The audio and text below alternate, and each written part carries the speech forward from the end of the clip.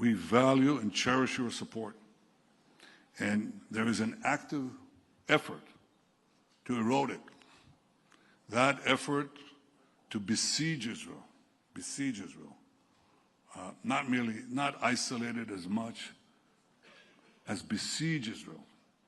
That is orchestrated by the same forces that supported Iran. Iran's effort to put a military siege on us and ultimately choke us.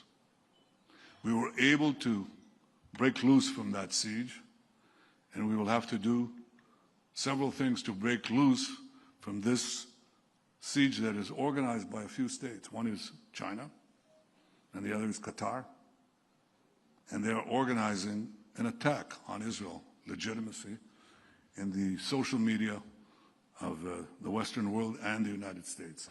We will have to counter it, and we will counter it with our own efforts. I think that's rule number one. The second thing is something that they can do uniquely in Western Europe. Western Europe has large Islamist minorities. They're vocal. Many of them are politically motivated. They align with Hamas. They align with Iran.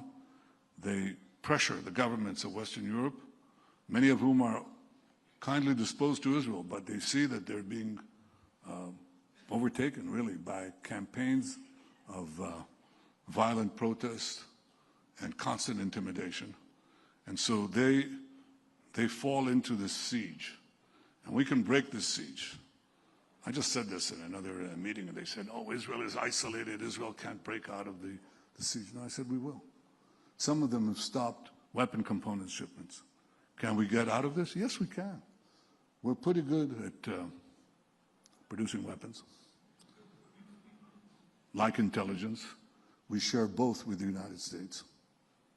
A good chunk of your intel.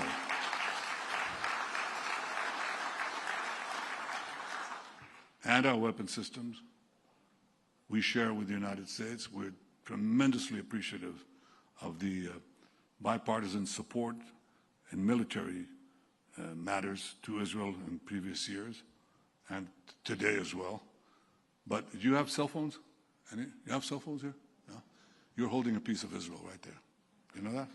I mean, a lot of the cell phones, the medicines, the foods, you eat cherry tomatoes. You know where that was made?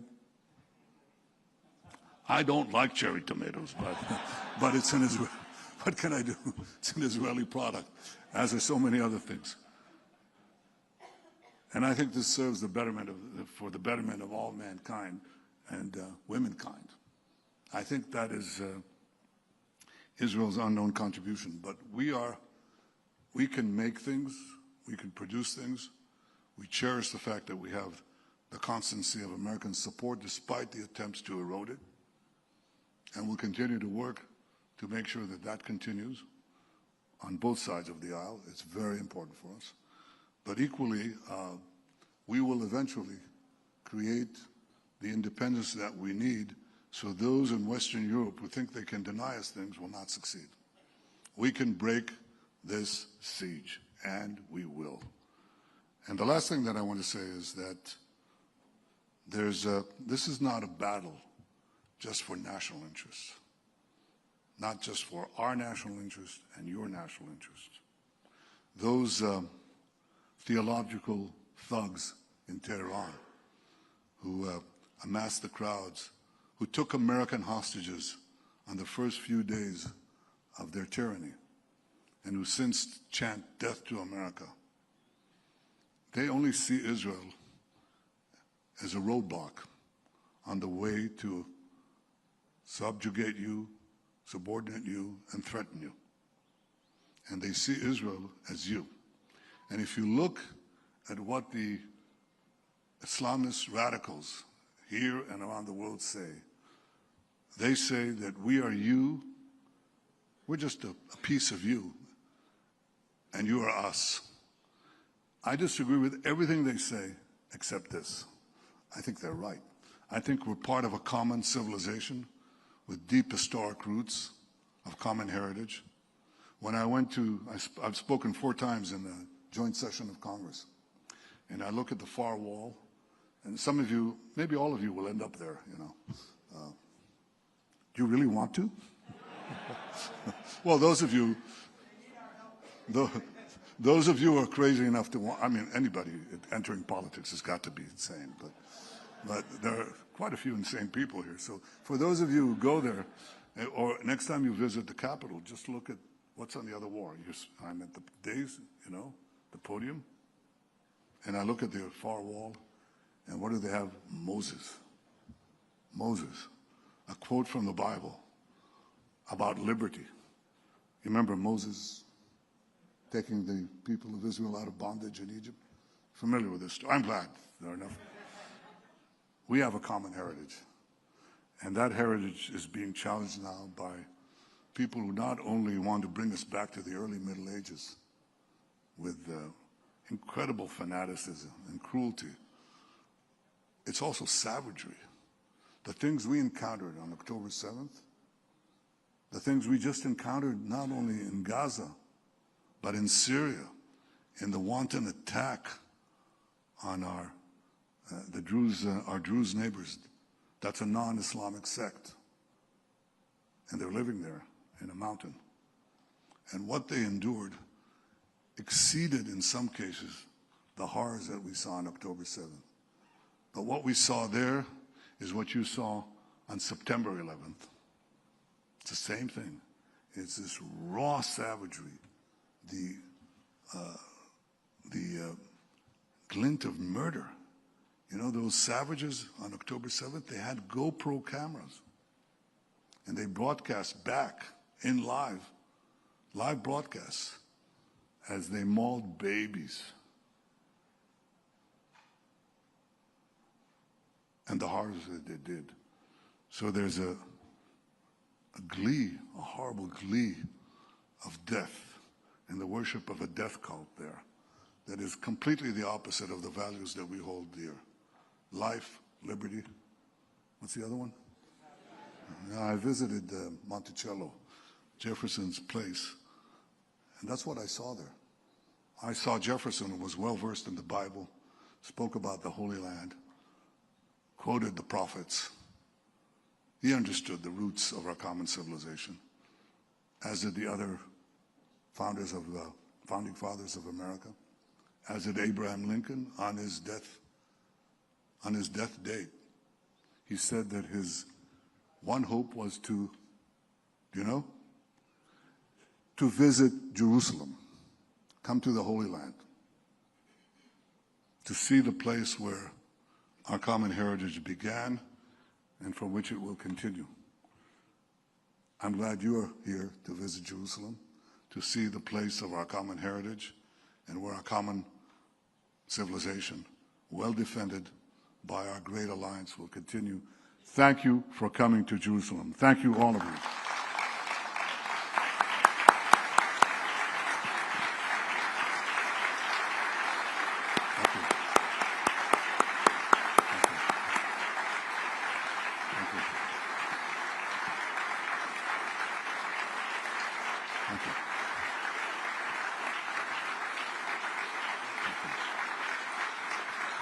Thank you.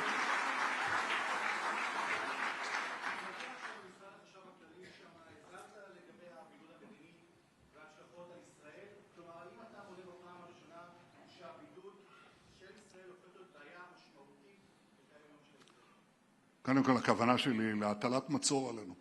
כמו שהאיראנים הטילו עלינו מצור, וקיוו שהמצור הזה בעצם יכחיד אותנו. אנחנו פרצנו את המצור הזה, כולם רואים את זה.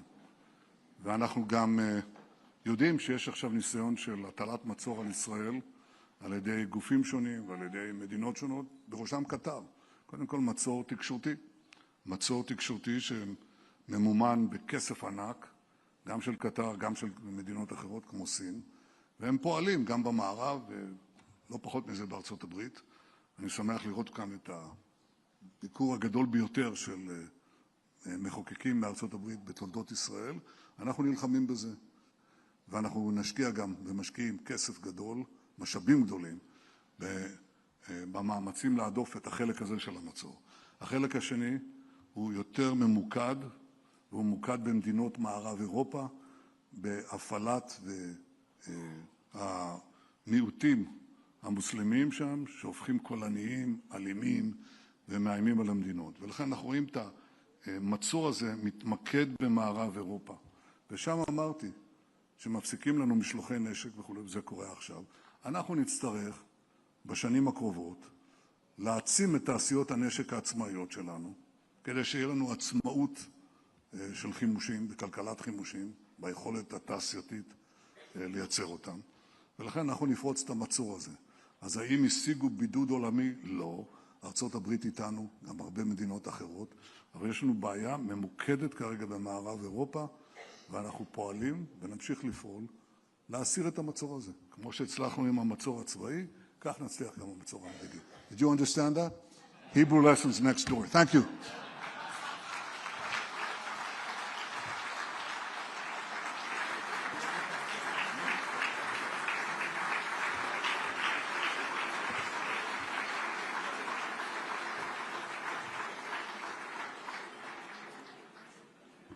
Please be seated. Thank you, Prime Minister.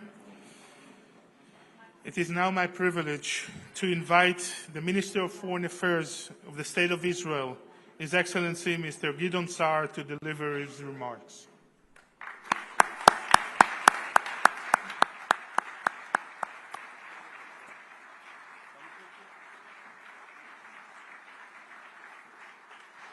Thank you.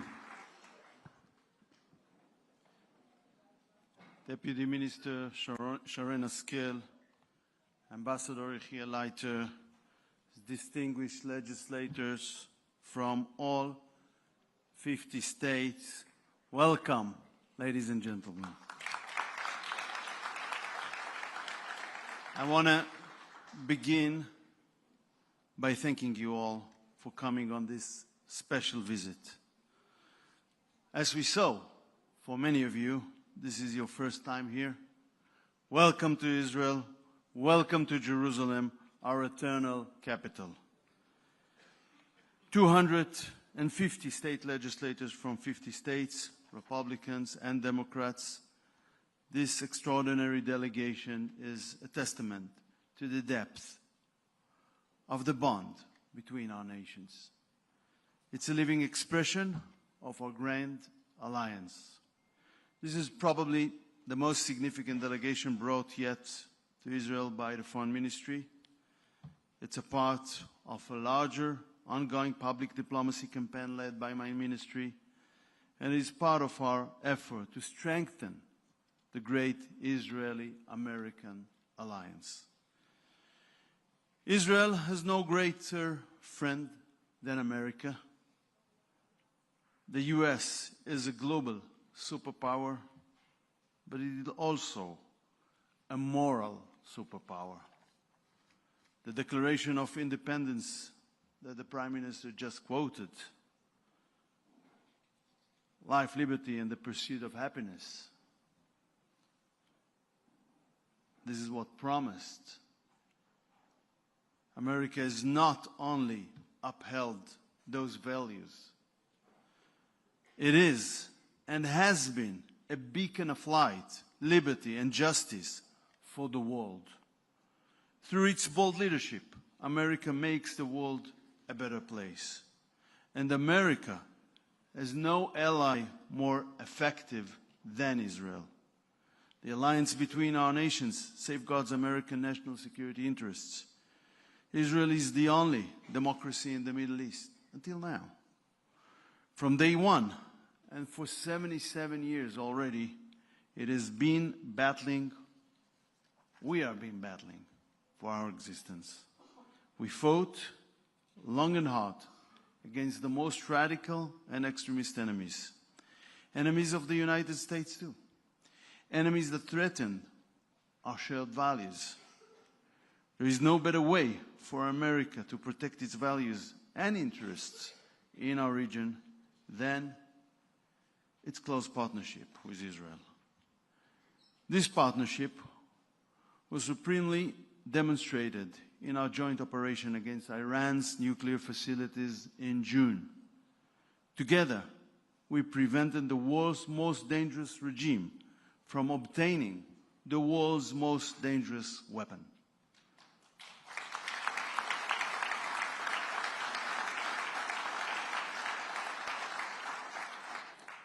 The greatness of the operation, led by Prime Minister Netanyahu and President Trump, reflects the greatness of American leadership in the world. Ladies and gentlemen, we are witnessing a coordinated global effort against Israel today. The Prime Minister had described that. It is not an attempt to change our borders. It is not an attempt to establish a Palestinian state. It is an attempt to eliminate the state of Israel, the only Jewish state. This is what it is.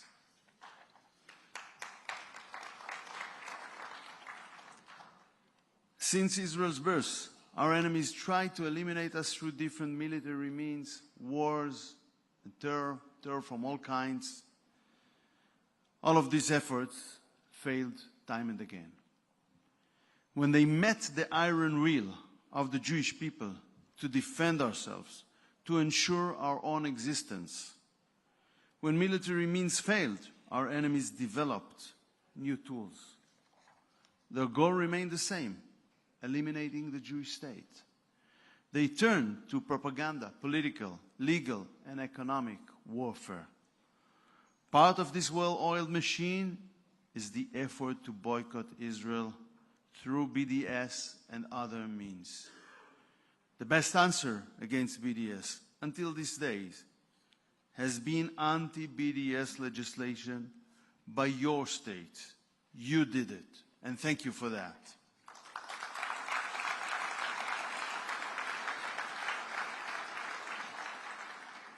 But now we are witnessing a new wave, a stronger wave, an increased use of this tool.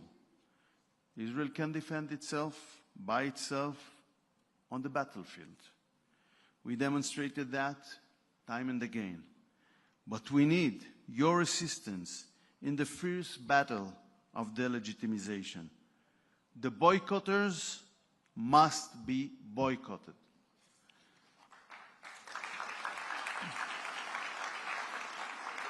Those who delegitimize must themselves be delegitimized. The tools may be new, but the name of this campaign is very ancient. It is anti-Semitism. And its new form is the delegitimization of the State of Israel, the only Jewish state. Anti-Semitism was out of fashion after the Holocaust, but it has come back now stronger than ever. And this new anti-Semitism has unfortunately found its way also into the United States, which is something we hadn't saw in the past. The new anti-Semites who think they can cleverly hunt Jews through economic means must be deterred. There are still some states without BDS laws. We call on you, ensure your home states have laws to protect Israel and Jews against its modern anti-Semitism. To those who already have anti-BDS laws, that's the majority, we thank you. But each and every one of you have the ability to set a personal and powerful example. To fight BDS by turning it on its head. Instead of boycotting Israel, promote engagement with Israel. Instead of divesting from Israel, promote investments in Israel. Everything is good there? Probably. And instead of sanctioning the only Jewish state, speak out clearly against those who use this age-old hatred in a modern way. Distinguished legislators, criticism of Israel's policies is legitimate. But what we are witnessing today in the world goes far beyond that. We are drowning in a sea of fake, of lies, a starvation campaign, a genocide campaign, an apartheid campaign. These are done through social media, and so your presence here is more important than ever. You are on the ground seeing Israel and the truth with your own eyes. Together, we must speak truth against lies. We must give voice to the facts over the fake propaganda being spread. I want to pay my condolences for the horrific murder of Charlie Kirk. He was a great friend of Israel. He helped us a lot. He understood that our battles are linked, that our fight for freedom, truth, and our civilization is basically one. It must be clearly stated, political violence has no place in our societies.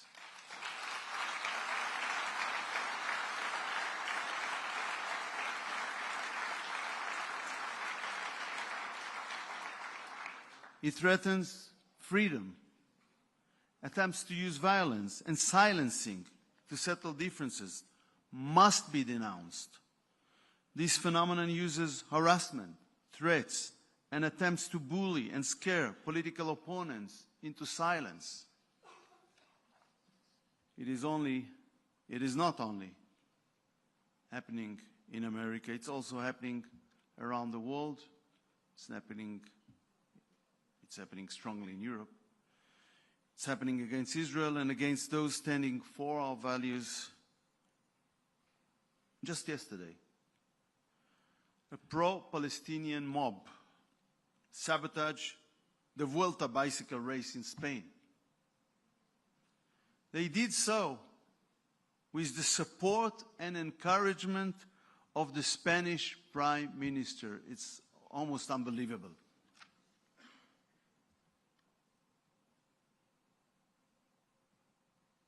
Mr. Sanchez and his communist ministers encouraged violence and praised those who did it also afterwards. It happened just days after he expressed regret at lacking an atomic bomb to stop Israel. The normalization of political violence, and this is a normalization of political violence by the Prime Minister of Spain and his ministers, threatens all that we stand for. It must end now.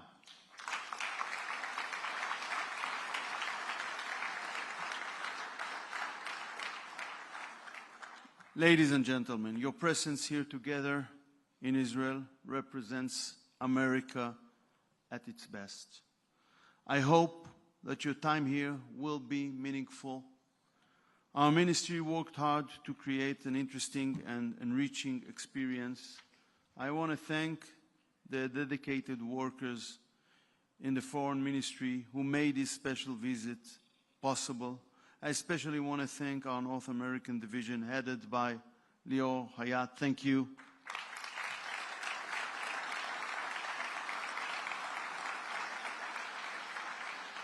But most of all, I want to thank you, the legislators, our dear guests. We are counting on your support. We are counting on your friendship, partnership, and leadership. We look forward to taking our great alliance to new heights. God bless America. God bless Israel. And as we approach the Jewish New Year, I wish you all a Happy New Year. Shana Tova. May it be a year of strength, truth, and hopefully of peace. Thank you all.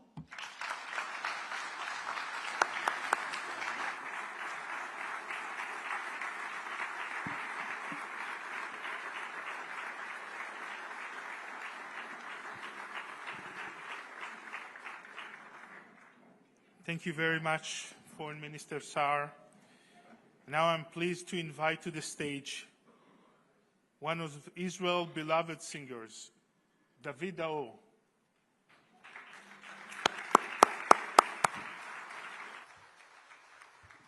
Thank you. Such a great honor to sing for you. Thank you for being good friends of Israel. Thank you.